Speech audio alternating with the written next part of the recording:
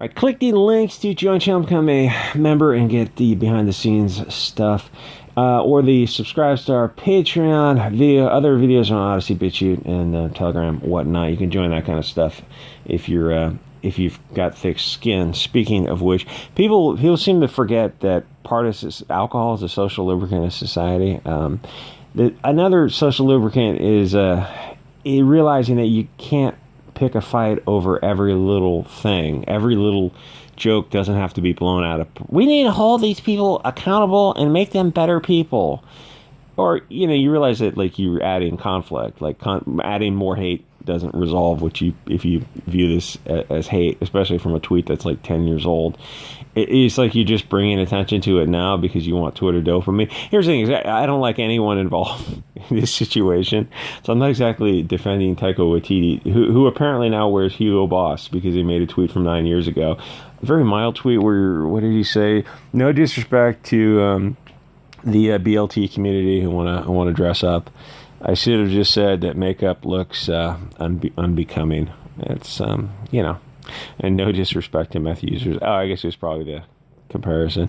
That was 2013 or something. That was a different social media environment, and really, that's a pretty mild tweet to say, to get the response of, yikes, my guy, bad take. And then combing through and pulling out tweets like this. Like, you really got nothing better to do with your time to retweet this. The only reason they retweet this is because Twitter is a addictive. It's not a drug, but it has the same effect on your body as any kind of dopamine, neurotransmitter response of that clicking on a like. It's like that releases a tiny little hit of dopamine or serotonin. It's just feel goods chemicals of being on Twitter. And when you get kicked off Twitter, as you might have been several times, if you're if you really speak to truth to power, you'll get kicked off quite frequently. You find like you're twitching to you want to click something. It's like that's why even sometimes SGWs will go on Gab because they've been IP banned off and device banned off of Twitter. So even using burner numbers, it's like you got to use VPNs if you want to be a poop lord. So they're so toxic, SGWs, they even get kicked off Twitter. They go to Gab because they need to interact with other people in that format because they're addicted to it, like you're addicted to anything else. It's kind of bizarre, but so like this is the extent of this is all you can find. And, I hate to defend somebody like Taika Waititi. Like, I've seen those Hulk movies, dude. He could have been better. That was a lot of CGI. CGI is not where people seem to think it is. Though I will say Lord of the Rings was done pretty well.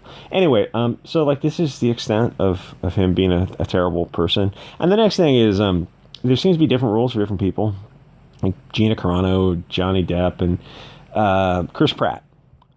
It's like, oh, those guys aren't in the club, are they? And Taika Waititi is in the club, so this will kind of blow over pretty quickly. This something very, very mild.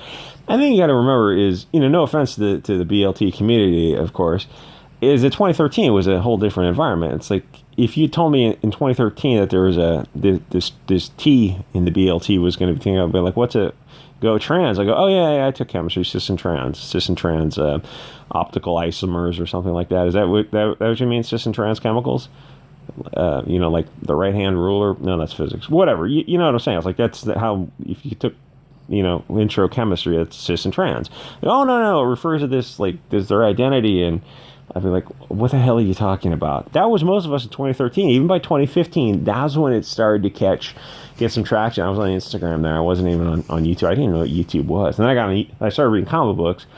Again, going back to comics. I'm like, oh, these old comics are fantastic. And then I went on YouTube, saw Diversity in Comics, and I started reading the new stuff. I'm like, oh, dear God, what happened to these people? This stuff is insane. Anyway, so like most of us, even in 2015, 2016, if you tell people like the trans, that was just starting. You can do like Google searches for word hits, and it's probably an exponential graph, and then it probably asymptotically approaches a boundary, something like that. You know what I mean? It's like it goes to an upper level and it just kind of levels off with the whole trans thing. And there's an argument to be made that there's going to be a lot of fad behavior with this kind of thing. Also, I'm not saying there's not legitimate trans people out there. I think there are because I've met them, but there's also a lot of people who just kind of they're young, they're a little bit lost and confused, and when everyone else is riding dirt bikes, you're like, oh, dude, these dirt bikes seem sweet. And then when you kind of age out of it, you're like, oh, okay, well, I'm not right. I guess I'll sell the dirt bike. I don't have time to hit the trails on the 185 anymore, that was my first bike, and that's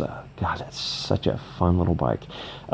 So I think there's a lot of like fad behavior, because you can get on social media and be like, here are my pronouns, but to be fair, it's 2022 now, so even by 2018, the bloom was off the rose about people would come out of the closet on social media, and it's like, if you get on a fad, you got to get on it quick to get those to get followers and social media accolades and all that kind of stuff. Now it's nothing. Like, it's really, I don't know what the next big thing is, but it's not anything to do with BLT.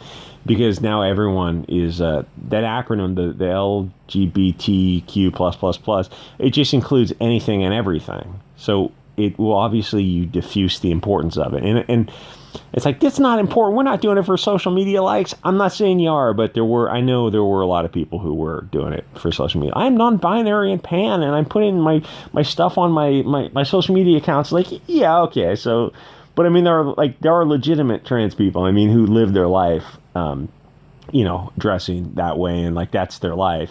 Because, like I said, I've met them. I've got a friend who's into that kind of thing, and like that I would consider like legitimate. And then there's other people like, oh, I'm queer, non-binary, other candidates. Like, okay, so how does that affect your day-to-day life in any way? I mean, would I know that by by interacting with you? Oh no, you just like, everything is exactly the way it was before that label. So it's kind of puts you in a different, it's like, even ContraPoints years ago came out and said something to that effect, because they're someone who's, kind of like, you can tell is living this whole thing.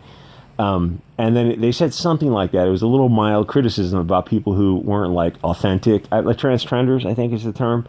And the amount of pushback they got from those trans-trenders was just beautiful to watch. And you kind of felt for this ContraPoints person, because you realize, like, yeah, they're actually living it, they're doing it. It's like, that's what kind of people expect to say. It's like, I'm trans too. It's like, oh yeah, but I mean, you're 6'2", you got a beard and broad shoulders, and you just dress in shorts and a t-shirt, and you're not I mean, you don't wear, I mean, you just look like, like a normal dude who might have played rugby in college or something. Oh yeah, I'm trans. Oh, okay, but I mean, it's not quite the same experience as someone like ContraPoints or Blair, whatever, like those type of people who are like, and I mean, really, like, back in 2015, 2016, if you wanted to make money on social media, and you had the right body, you were thin and petite and short, and that would have been the way to just jump on it. Like, those people made millions of dollars. I'm not saying would I have done that? Oh, hell yeah, probably. I'm too big for that kind of stuff. But I mean, you got people like me now who are saying they're trans, and it's like, yeah, I mean, you can't really pull it off. And I think I'm kind of going down off of again, this is just an outsider's perspective. I don't mean any disrespect to the BLT community. Like I said, I don't have friends who are trans, but I have friends who have friends who are trans. Does that count? Is that like a couple steps removed? Anyway, this is nothing. His movies suck, and like everything out of Hollywood sucks. But this is also like, the fighting, it will never end on a platform like Twitter, or even America in general, because there's no brake pedal. There's nothing in place. Like when something gets like a grass fire on social media, like, if you run Twitter, you should be in the position of setting up algorithmic stops. Like when people get ready to go looting and rioting, and Twitter just allows all that to happen. It wouldn't take much to get behind the scenes in the software and write something that would stop that. Because ultimately, it's like, it's not a free speech platform; it's a private company, and they're facilitating that kind of stuff. It's like, you could do this kind of thing. Anyway, we saw Hulk. The cartoon Hulk is actually on YouTube. It's a lot of other places too. And that was actually more enjoyable than Taika Waititi's. I forget the role he played. Hulk versus Thor or something. And then the latest Hulk came out, and I saw, like, all these movies that come out lately, I see some of them, and I realize, like, I just don't want to, except for Justice League Snyder Cut. I saw that and thought, oh, that's kind of that's kind of something different. But that came out in 2017. That was a different environment. The stuff's coming out. Well, no, I don't know when the 3 Hulk films came out. But those are just like, everything's just mediocre now. Just, there's no spark to anything. And Guardians of the Galaxy, I'll say there was a spark to Guardians of the Galaxy, the first one. I don't know when that came out, but like, are you going to see a spark to anything in the future? Unless it's, I mean, why do you think Comicsgate is so massively popular? You know, within the group who's aware of it, because people go, oh, this is different. One, you can make this stuff if you want, but you can also take part in people who are just done with the mainstream SJW propaganda. This video is all over the place. Again, sincerely, no offense to the BLT community. I'm not saying you're all a bunch of trans trenders. It's just a fad. But I think there's a lot of that going on. Like with young kids, like if you're a teenager and you just want attention, like, come on. You know this is a fad. We all did this stuff. Oh, hey, we're going to... In the 50s, what was it? They slicked their hair back and wore white T-shirts and rolled the cigarettes up. It's like, bro, you don't even smoke. Got to drive the 1940s Ford sedan. God, what a great-looking car that was. You know, that kind of stuff. Like, motorcycle boots and you don't have a motorcycle or something. Yeah, it's like, yeah, I mean, kids have gone through fads throughout history. In the 90s, there was a hippie fad because the Doors movie came out in the 90s, and it was like a return to tie-dyed T-shirts and headbands and stuff. And it's like, yeah, it's just a fad. It's harmless. I mean, you weren't making permanent decisions. You know what I'm saying? Like, they weren't permanently hurting themselves and like inhibiting their ability to reproduce, which is like what's going on now. It just, oh God, that's horrific. Why would you do that to yourself? Why would you do that to yourself? I really don't know. Oh, is this like another period of history that occurred about 70, 80 years ago? Yeah, it kind of is. I'm saying on YouTube, but I'm starting to put videos as a subscribe star. Thank you for the people who have joined the up on there or Patreon, and I will see you guys all next episode.